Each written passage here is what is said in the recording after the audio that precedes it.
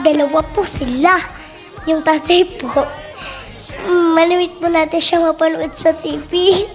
Tsaka sa mga pelikula po. At kasama niya po yung anak niya na poging-pogi din po. Mga Dabarkas, palakpakan po natin si Tito Jomari Eliana at Kuya Andre Eliana. Morning, Dabarkads. Mamaw na. Kuya Andre. Appear. Hi po. Hi. Hello po. Hi, Kuya Andre. Hello. Appear. Kamusta ka na po? Laki ng kamay niyo ah. Kamusta na po kayo? Okay naman. Ikaw? Okay lang din po. Ilang taon na po ba kayo? 16. 16. Ang laki niyo po ha. Ikaw, ilang taon ka na? 9. 9. Konti lang po, no? Konti lang yung tanda niyo sa akin. Pero tingnan niyo po, ang laki niyo na. Malaki ka din. Parang malapit ka na sa bewang.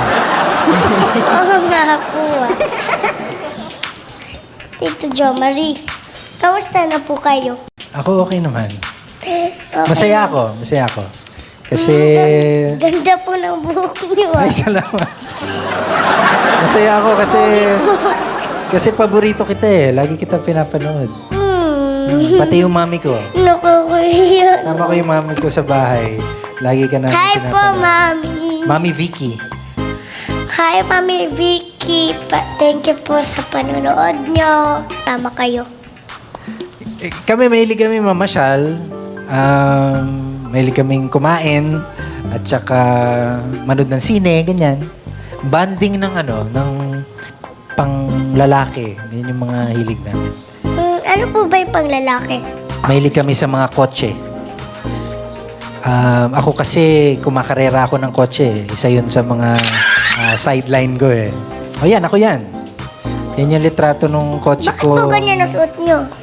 Ang init po niyan. Mainit yan, pero yan ay parang pang bumbero.